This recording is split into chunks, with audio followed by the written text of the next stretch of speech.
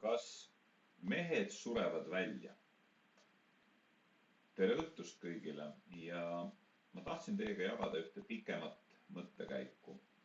See on väga isiklik mõttekäik, see on mõttekäik, milleni jõudmine on mul võtnud mitte päevi, aga ma arvan, et aastaid. See on mõttekäik, mis toetub minu praktikale, minu tööle meestega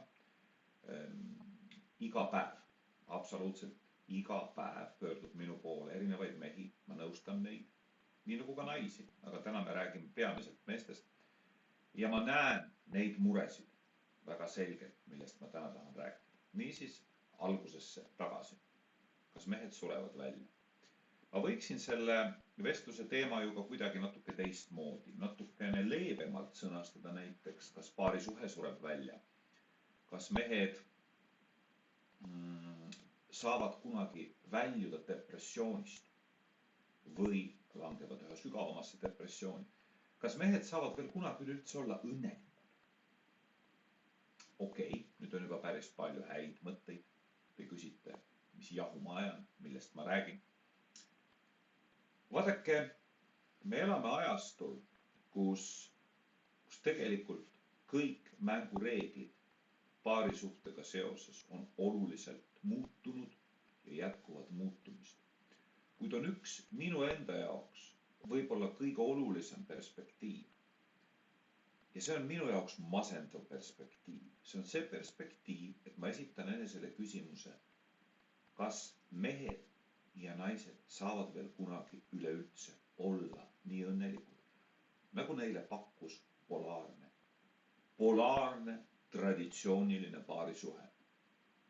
Mis asi on polaarne paarisuhe? Ma selgitan seda oma sõnadega, see ei ole teaduslik selgitus. Vaadake, polaarsus tekib plussi ja miinusmärgi kohtumisest. Seal tekib pinge. Seda teavad need, kes elektri on kokku puutunud.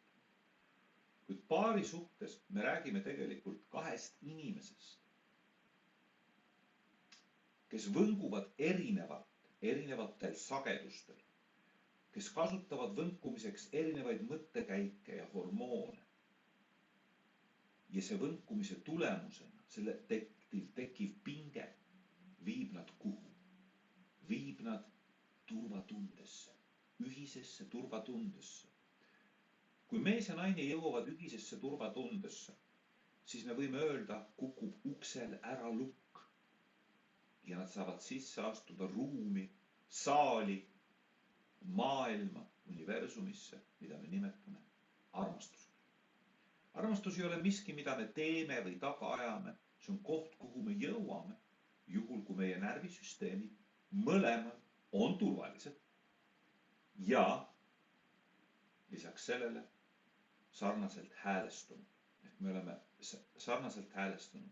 Me näeme üksteist, mõistame üksteist, tunneme, et me oleme nähtud, oleme mõistetud, oleme aktsepteeritud, oleme avatud, saame olla meie ise ja me teame, et meil on koos terve maailm meie ees avatud. Nüüd, selleks, et jõuda turvatundesse, see ei ole võimalik ilma polaarsusega.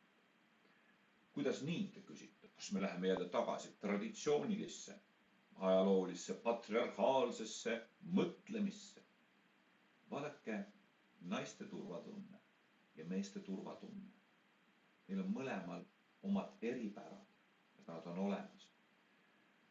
Niisiis, enne kui me jõuame sinna armastusse, mida me kogeme ühes ruumis, koos, kui meie närvisüsteemid koos võnguvad ühel tasandil, mäletate, ärge unustage seda ära, on oluline, et me oleksime iseeneses kumbki eelnevalt jõudnud turvalisusesse. Tasakaalu iseenes. See tähendab seda, et me oleme saanud õnnelikuks iseeneses. Me ei toeta partneri peale. Me oleme saanud iseeneses õnnelikuks. Ja siis partner suurendab meie õnnetunnet selle ühise armastuse toa, kus me saame koos viibida, koos tunnetada, koos kogeda selle kaudu. Kuid selleks, et me saaksime sellesse turvatundesse, on minu arust olulised kriteeriumid.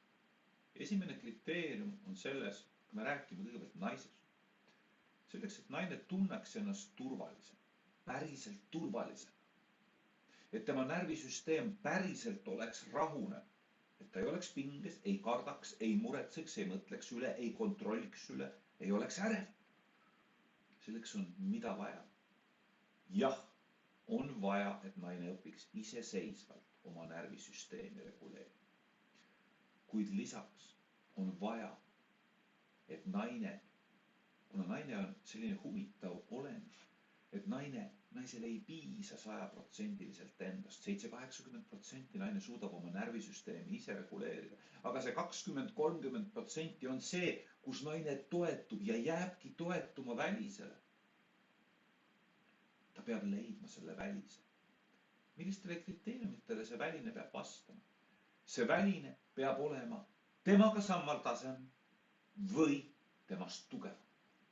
Ehk naine paaritub ja otsib turvatunnet inimeselt, kellel on siht, suund, raam, tugevus, jõud,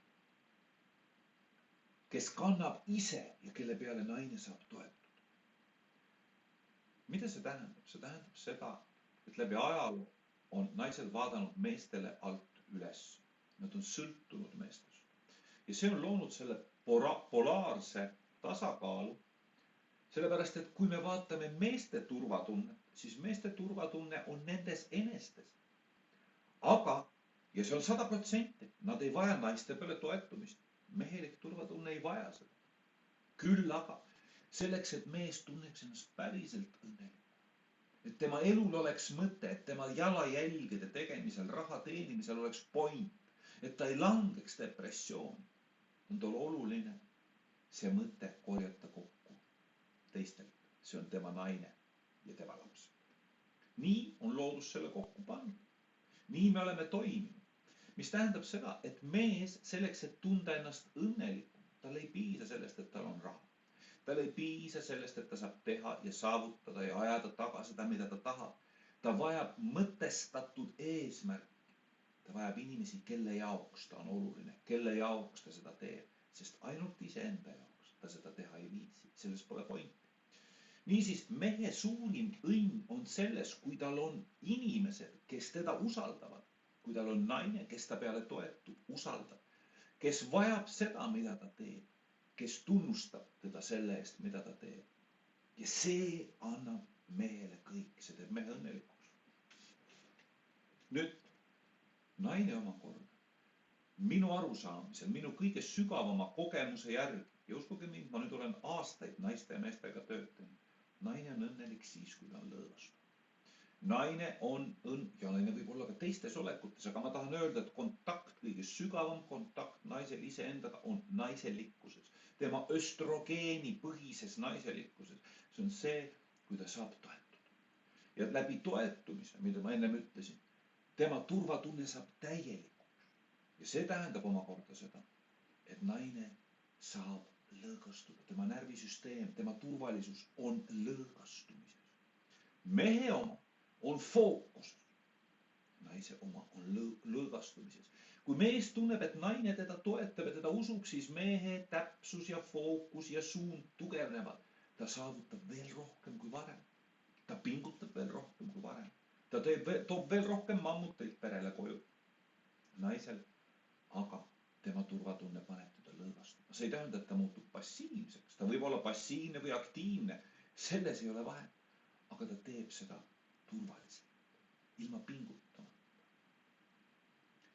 Nüüd, need on need õnne kontseptsioonid. Ja ma tahan teile öelda, et me oleme jõudnud maailma, mis on totaalselt muutunud. Ma iga päev töötan erinevate inimestega ja ma näen neid pingeid. Need on rahalised pinged, need on hariduslikud pinged. Ja seal on väga palju muid pingeid. Tänapäeva lääne ühiskonnas, lääne ülikoolides, meil juba praegu, aga 10 aasta pärast juba päris kindlasti, ühe meeslõpetaja kohta on 2 naislõpetajat.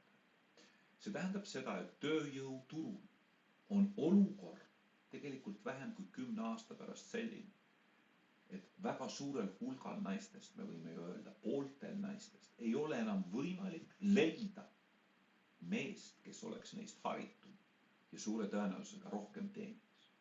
Ehk kogu see traditsiooniline polaarsuse kese, mis oli see, et naine saab endale lubada olla nõrk, sest tema kõrval on tugev mees. Kõik see on ohus. See on selgelt ohus, sellepärast, et naised ei paaritu endast nõrgemate meestega, nad otsivad tugevamaid mehi. Ja nagu me näeme praegu trende Lõuna-Koreas, Jaapanis, aga tegelikult kogu lääne ühiskonnas ja ka Aasia ühiskonnas, need trendid üha kasvavad ja kasvavad ja kasvavad. Need on need, et naised enam ei paaritu. Ja me näeme, et abielud lükatakse edasi, me näeme, et paarisuhted lükatakse edasi, me näeme, et lapsi enam ei sünni. Me näeme, et pikaajalistel suhetel pole enam perspektiivi. Miks? Sellepärast, et nad on nii ebaturvalised. Mitte keegi naistest ei taha minna suhetesse endast nõrgema, vähem haritud, vähem teeniva mehega. See on väga raske, evolutsiooniliselt väga raske. Sest see annab naisele sõnumi, ma ei saagi lõõgastuda. Ma olen see kandev tala selles suhtes ja ma ei saa enam olla naine. Kuidas ma siis lapsi ilmale kannan? Kus on see minu turvatunne, et ma saan siis nendega kodus olla, neid toita, olla õnnelik? Saate aru? See kõik on tohutus ohus. Ja selles ei ole süüd ei meestel ega naistel. Lihtsalt me oleme sellises faasis. Ja sellepärast ma esitasin küsimuse. Halloo, kas mehed surevad välja? Kuid meeste välja suremisel ja mitte õnnelik olemisel on ju tegelikult veel põhjused. Mehed elavad siiamaani teatud mõttes sellises keskaegses pimeduses. Mis see on, see keskaegne pimedus? See keskaegne pimedus on arusaamine, et kui ma saan naise kätte, kui ma saan ta voodisse, kui ma toon ta omale koju ja kui ma panen talle sõrmuse sõrme või mingisugusel muul viisil ta ära kodustan, nagu tänapäeval seda tehakse, siis ta on minu oma, siis mäng on läbi, ma olen võitnud. Aga tegelikkuses see enam ammu nii ei ole, sest naised ei vali mitte ühe korra, vaid nad valivad iga päev uuesti. Mis tähendab seda, et kui mees pärast oma esimesi armumänge suundub rahumeeli tööle, raha teenima, vastutust kandma, turvalisust looma, nii nagu tegid tema esiisa, pühendudes kõigele sellele, mis on olnud alati oluline, siis kodus ei ole enam naist, kes teda kogu aeg ootab. Vaid kodus on naine, kes lisaks ootamisele esitab omale iga päev küsimuse. Kas ma saan selle mehega tunda ennast lõõgastunud? Kas ma saan ennast tunda piisavalt naisena? Kas ta märkab mind? Kas ta on minuga olemas? Kas ta suudab lahendada keerulisi emotsionaalseid probleeme? Kas ta suudab kanda emotsionaalset vastutust minu ja pere ja laste eest? Mitte ainult raha teenida. Ja naised võrdlevad ja analüüsivad. Ja iga päev hommikul ärgates nad esitavad omale jälle need samad küsimused. Ja see tähendab seda, et need mehed, kes vanasti ühe korra armumängu ära mängides võisid selle teema unustada ja pühenduda tööle, kõigele sellele, mis oli nende maailmas, kaitsmisele, varustamisele ja nii edasi, peavad täna iga päev tulema tagasi ja jälgima, et nad oleksid uuesti oma naiste poolt valitud. Aga see tähendab täiesti teistsugust maailma, täiesti teistsuguseid oskusi ja kriteeriume, mida meestel ei ole. See tähendab seda, et kui mehed vaatavad ja teevad seda, mida ühiskond nendelt ootab, teeni raha, ole edukas, toida oma perekonda ja nii edasi. Ja kui nad tõesti usuvad, et see täna nii on, siis on see absoluutselt kraavisõit. Kraavisõit ja mitte kunagi õnnelikuks saamine. Ma töötan iga päev meestega, keda naised jätavad maha. Ma töötan iga päev naistega, kes on läinud ära suhetest ja ei ole endale kuude ja aastate kaupa leidnud ühtegi meest, kellel nad suudaksid alt ülesse vaadata. Kas neid mehi ei ole? Kindlasti on. Naised käivad kohtumistel, käivad kohtumas. Aga nad ei leia neid mehi, kes neid inspireeriks. See on jube valus teema. Minu jaoks on see lausa katastrofaalselt valus teema, sellepärast, et ma ei saa öelda naistele, võtke, mis teil võtta on. Poegige, olge koos, nautige. Miks? Ei, sellepärast, et naised saavad tänapäeval ja õpivad, käivad koolitustel, harivad ennast, nad saavad 80% oma turvatunde endale ise anda. Ja nad saavad sellega elatud. Jah, nad ei saa kunagi lõpuni lõõgastuda. Nad ei saa kunagi seda kõige sügavamat kontakti naisega, mis tekib ainult polaarse, tugeva meheliku mehe juuresolekul. Vaata seda õnnetunnet nad ei saa kogeda, nad tunnevad sellest puudust. Aga nad saavad hakkama, nad saavad olla õnnelikud ja nad saavad täiesti normaalselt toimida. Nii hästi, et nad ütlevad nõrgema mehe juurde. Mehe juurde, keda ma iga päev ärgates ei taha valida. Ma ka minna ei taha. Kas te saate aru sellest paradoksist? Nüüd, kuhu see meid välja viib? See viib meid välja sellesse, et mehed peavad muutuma või me sureme välja. Meil ei ole võimalik öelda naistele, tulge koolidest ära, lõpetage enese areng. Tõmbuge tagasi, ärge olge nii targad, ärge tahtke rohkem palka, tõmbuge minge koju, pange saba jalga vahele ja teenindage ja ümardage oma mees. Me ei saa seda öelda. Seda ei ole võimalik öelda. Seda on võimalik naistel selle peale ise tulla, kui nad ühel hetkel avastavad enda kõrvalt nii tugeva mehe, keda nad usaldavad, kelle peale nad saavad toetada. Siis nad ütlevad talle seda ja ütlevad, tead kallis, ma enam ei pea tööl käima, ma ei pea enam täiskoormusega tööl käima, ma võin valida teistsuguse töö, kui ma tahan. Ja kui ei taha, siis ei vali. Selleks, et toetuda sulle, selleks, et sinu suunda usaldada. Aga mul on vaja ennem leida see mees. Ja naised küsivad, kust seda leida.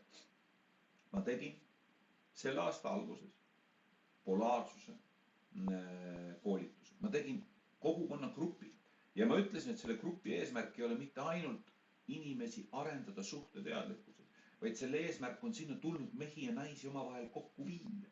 Sellepärast, et ma ei taha naistele pakkuda mehi, kes on nõrgad. Ma ei taha naistele pakkuda mehi, keda naised ei taha iga päev vabatahtlikult ise valida. Ma ei taha naistele pakkuda mehi, kelle peale naised ei saa toetuda, kelle peale nende närvisüsteem ei saa toetuda, et lõõgastuda. Siis te saate aru, millest ma räägin. Ma ei saa neile selliseid soovitada. Kas need mehed on siis halvad? Ei, nad ei ole halvad. Aga nende fookus on igal pool mujal. Ja kuna nende fookus on mujal, seal kus oli traditsioonilistel meestel, raha teenimisel, ellu jäämisel, sest elu on karm ja raske. Ma olen näinud uuringuid, mis ütlevad, et 1950 Ameerikas, kui oli peres üks toit, selleks oli mees, oli sissetulek tänapäevaga võrreldes kõrgem, umbes kolmandiku, 25–30% kõrgem, kui täna selles samas ühiskonnas, kus mees ja naine koos tööl käivad. See tähendab seda, et majandusmudel on muutunud ja see tähendab seda, et see ongi üliraske. Üliraske. Aga sellele vaatama ma tahan öelda seda, mehed, kui te tahate veel kunagi tulla välja depressioonist, oma identiteedikriisist, siis te peate midagi muutma. Ja see muutmise koht on täna.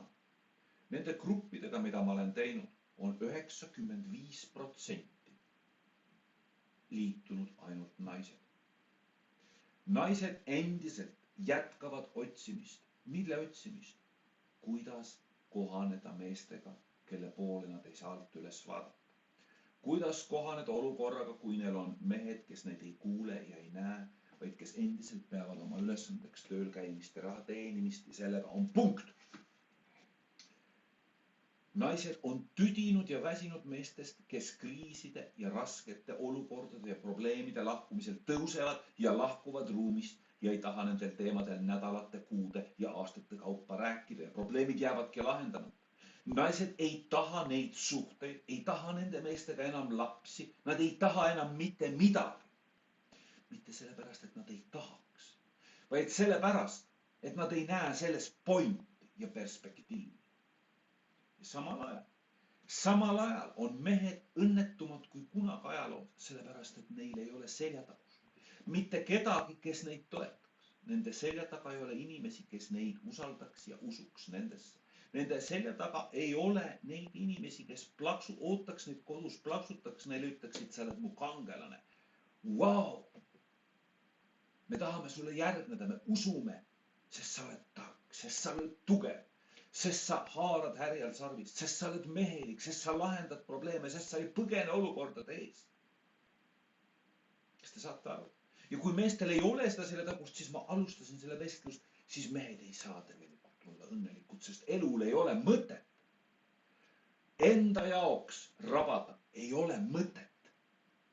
Peab olema kellegi teise jaoks, aga kui seda teist ei ole, kelle jaoks me siis rabame? see on kriis. See on mehelikkuse kriis, see on paarisuhete kriis, see on kogu ühiskonna kriis. Kuidas sellest välja tulla? Ma ütlen ausalt, ma ei tea. Mul pole halli aimustki. Mu juurde tulevad mehed ja naised ükshaaval ja ma aitan neid nende suhtes seda olukorda lahendada. Ma võtan mehi ükshaaval ja naisi ükshaaval ja ma proovin nendesse süstida meestesse seda mehelikku kandvat rolli, mitte ainult materiaalselt, vaid ka emotsionaalselt, vaid ka oskusi, mida nendele pole kunagi õpetatud ja neilt pole keegi kunagi küsinud. Selleks, et nad oleksid atraktiivsed. Et naised ei lihtsalt pärast armumängu tunnete möllu keskel ei valiks neid, ei teeks nendega lapsi ja siis ei mõtleks 2 või 5 aastat hiljem, kuhu ma olen sattunud. Kas te teate, et naised kannatavad? Ja te teate seda. Mul alles täna oli üks mees, kes ütles, me oleme üle 10 aasta olnud abielus ja naine nüüd alles hakkas rääkima sellest, et ta pole rahul. Aga me alles hiljuti abiellusime. Meil on pikaajaline suhe, meil on mitu last. Ta pole kunagi elu sees öelnud, et ta pole millegagi rahul ja nüüd äkki hakkab kohvreid pakkima. Kas te teate, et naised, nende hääl on siiamaani nii nõrk, et nad ei räägi, vaid nad lihtsalt kannatavad. Siiamaani paljud kannatavad, vähemasti Eestis, ma ei tea, kuidas Ameerikas. Ja see tähendab seda, mida see tähendab? See tähendab seda, et naine, kes teiega koos elab, mees, kuula mind tähelepanelikult, kui ta elab sinuga koos, see ei tähenda, et ta on sind valinud. Ta võib seda enesele põhjendada, et ta oli purjus sellel hetkel või libises kogemata või oli pime, kui ta sind valis. Ja ta ei saa aru, miks ta sind valis. Sellepärast, et täna hommikul tõustes ta enam ei oleks tahtnud sind valida väga paljudel põhjustel. Mitte sellepärast, et sa oled halb mees, vaid tema ootused on teise koha peal. Mitte sellepärast, et sa ei pingutaks, aga sellepärast, et ta ootab, et sa pingutaksid ka teistes kohtades. Ta ootab teistsugust tasakaalu, sest tema enda tasakaalupunktid on muutunud. Ta ei nõua enam rahalist sõltuvust, ta saab seda ise endale pakkuda. Tal on olemas riik ja politsei ja turvafirmad ja kaitsevägi, kes teda kaitsevaid, ta ei vaja enam mees. Ta elab turvalises ühiskonnas, kus lõvid ja kaelkirjakud ja tiigrid ja vihmaussid ei ründa enam. Järelikult tal ei ole vaja selleks mees. Tasakaalupunktid on muutunud, mehe roll on muutunud. Naine tahab endiselt lõõgastuda tema närvisüsteemi. Lõplikult lõõgastub endiselt ainult koos mehega, koos meheliku mehega. Ja kui ta ei leia meheliku meest, siis see osa närvisüsteemist mitte kunagi lõplikult ei lõõgastu. Ja nii ongi. Ma ei tea, võib-olla see evolutsiooniliselt muutub 100 või 200 või 2000 aasta pärast, aga mitte nii pea. Naised otsivad mehi. Nad otsivad neid mehi, kelle peale toetuda. Ja mina otsin neid mehi, kellega neid naisi paaritada. Ma ei taha mehi lasta meie nendele kohtingu õhtutele ega gruppidesse lihtsalt vaatama ja otsima, äkki nad leiavad, äkki näkku. Kas te teate, mis on meeste tänane paradoks pärast seda, kui naised need enam ei vali? Ameerikas, Eestis ja igal pool läänes, mida mehed teevad? Nad valivad kogu aeg vähema haridusega. Siis seejärel üha nooremaid, veel madalama haridusega. Siis juba järgmisest madalama elatustasemega riigist, madalama hariduse ja palgataseme ja ootustega naisi. Miks? Sest mees ei saa olla õnnelik, kui temasse ei usuta, kui temasse alt üles tema poole ei vaadata.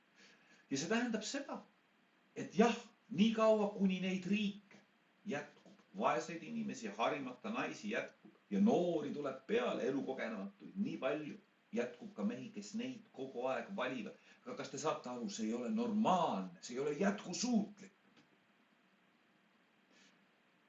See on küll praktiline. See on ellujäämisstrateegia meestel, et mitte masendusse surra. Aga see ei ole praktiline. Praktiline oleks see, kui mehed võtaks midagi ette, et nende enda riigis, nende enda naabriteks olevad naised neid väärtustaks ja tahaks valida iga päev. Ma tean, et see võib tunduda meestele soigumisena, mida ma praegu räägin, aga ma tahan öelda, et ma ei ole siin üksi. Teadlased näevad neid protsesse juba ammu ette. Põhjused, miks mitte ainult abiellumine, vaid laste saamine. Miks abielust on muutunud miks abielu on muutunud projektipõhiseks, sest kõik kardavad, sest inimesed on ärevad, keegi ei usalda mitte kedagi, keegi ei taha enam püsisuhteid. See on see, kuhu me läänes väga selgelt ja väga jõuliselt liigume. Miks me sinna liigume? Miks ei oleks nii, et võta kokku ja usalda? Aga sellepärast, et veel kord, kui te ei kuulnud mind, naine saab usaldada ainult mees, kes on temast tugev, keda ta päriselt siiralt usaldab, sest mees on selle välja teeninud. Ja mees saab olla päriselt õnnelik, kui tal on järgi, kui tal on neid, kes temasse usuvad. Ja ega mees ei ole ka väga õnnelik, kui ta leiab Aafrikast või kusagilt, ma ei tea, väga vaesest riigist mõne noore tüdruku, kes suu lahti talle otsa vaatab ja teeb kõike ja usub kõike. Mees saab ju aru, tema alateadvus saab aru, et jah, ma leidsin. Aga tegelikult ma leidsin lollikese ja 5 aasta pärast see lollike saadab mu täpselt samamoodi pikalt, nagu kõik eelnevad on mu juurest ära läinud. Seepärast, et ta saab targaks. Ja mehed ei ole sellega rahul. Kuidas seda muuta? Enne kõike, see on täna hüüd teile, meestele. Kannatage see jutt lõpuni. Mõelge, kas te tahate olla õnnelik. Mõelge, kas te päriselt tahate kogeda seda, et see ei ole üks tühi aja raiskamine, see elu ja mammuna tagaajamine, vaid teie taga on inimesed, kes iga päev teid valivad, teisse usuvad. Ja siis küsige, mida ma saan ise teha? Võib-olla see tähendab õppima minemist. Võib-olla see tähendab oma elustiili muutust. Võib-olla see tähendab väga paljude asjade muutmist. Võib-olla see tähendab emotsionaalse intelligentsuse omandamist, tunnete mõistmist ja tunnete väljendamist. Võib-olla see tähendab kohal olemise harjutamist ja kriiside ja raskete vestluste eest mitte põgenemist. Võib-olla see tähendab seda, et te veel täna õhtul lähete, võtate oma naisel käest kinni ja ütleb, kallis, ma kuulasin seda karmi juttu. Ma ei taha olla see väljasurev mees.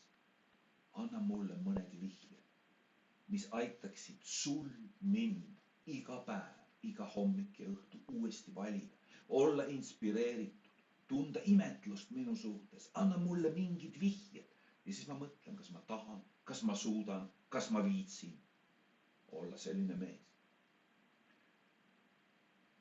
Aga oma poegadele, nendele, kellega te tahate, et teil suleks lapselapsi ja lapselapselaps, juhul kui te seda tahate, te peate õpetama neile, kuidas olla kaasajal mees. Kaasajal, kus naised ei ole enam kodused, naiivsed, rumalad ja vaesed. Kaasajal, kus naine suudab omale 80% kõigest, kogu õnnest ise pakkuda. On ainukene asi, mida ta ootab teilt. See on see, et tema närvisüsteem saab lõõgastuda. Kuidas õpetada seda oma poegadele? Õpetada oma poegadele, et nemad oleksid need tugevad mehed. Oleksid need top 10% meestest ja ma loodan, et see protsent hakkab kasvama, keda naised hea meelega valiksid iga päev. Naised, mul on ka teile sõnum. Kui te leiate mehi, kes on natukenegi arenguhuvilised, arenguvõimelised, võtavad vastutust, kes tahavad teid kuulata, kes päriselt armastavad ja hoolivad teist ja ma tean, et neid mehi on palju, aga kellel on ka huvi päriselt iseendasse häkkida, häkkida, mis see sõna on, jupi kaupa. Selleks, et muutuda paremaks versiooniks endast, selleks, et käia eluga kaasas, selleks, et olla teie loomulik valik iga päev. Kui te näete meestes seda potentsiaali, ärge kritiseerige, vaid leidke viisid, kuidas te saate neid usaldada ja nende peale toetada. Julgustage neid, toetage neid ja kas või 5 või 15% kaupa toetuge nende peale nii, et nad tunnevad, et elul on mõtet. See paneb mehi kõige kiiremini muutuma, kui nad näevad, et keegi neid päriselt usaldab. Ja usaldus ei ole sõna, vaid see on päris toetumine nende peale. See on see, mis annab mehele tiivad. Ja siis öelge neile ja suunake neid pehmelt, öeldes, mida te neilt ootate. Lõpetage igasugune nende meeste kritiseerimine. Igasugune. Lihtsalt valige need mehed, kelles on see potentsiaal kas või kõige väiksem teie arvates. Ja siis kasutage seda mudelit, et seda potentsiaali kasvatada, eneseusku kasvatada. Kasvatage omale need mehed, nii jõhker kui see ka ei tunduks, kuidas see kõlab, sest teil ei ole neid mitte kusagilt varsti muidu võtta. Päriselt ei ole. Sest kui mehed surevad välja, siis surevad ka välja paarisuhted, sest pole kellegiga paari. Ja kui need surevad välja, siis surevad ka naised välja. Ükskõik kui rahul olevad te täna oma 80% ise õnne pakkumisega ei ole. Sellest jääb väheks, et jääda inimkonnana ellu. Ma tänan teid tähelepanu eest. Kui teie seas on neid, keda see vestlus, see pikk vestlus kõnetas ja te tahate õppida juurde, te tahate midagi päriselt muuta, ennekõike mehi puudutab see jutt, siis võtke muga ühendust, kirjutage mulle. Te ei pea siin grupis midagi ütlema, te ei pea ennast näitama ega piinlikku olukorda sattuma, kirjutage mulle personaalselt. Ma tahaksin teid väga kaasata meie meeste gruppidesse, ennekõike mehi, naised tulevad niikuinii. Nendel on janu ja jala. Mehed, te peate aru saama, kui teie seda täna ei tee, siis 5, hiljemalt 10 aasta pärast olete te outsiderid. Siis, kui te tahate elu nautida, kui te tahate oma rahulike pensionipõlve elada koos kellegiga, kes teile toetab, kes teid armastab tingimusteta. Kui te siis olete üksi ja peate 20-aastaseid naisi taga ajama, siis on kõige kohutavam, mis teiega võib juhtuda. Ärge kukkuge sinna. Leidke ennast täna üles ja mõelge oma poegadele. Mõelge nendele, kes võiksid need õppetunnid teid nähes, teie muutumist, teie eeskuju nähes omandada. Ma tänan tähelepanu eest. Kirjutage mulle, kui see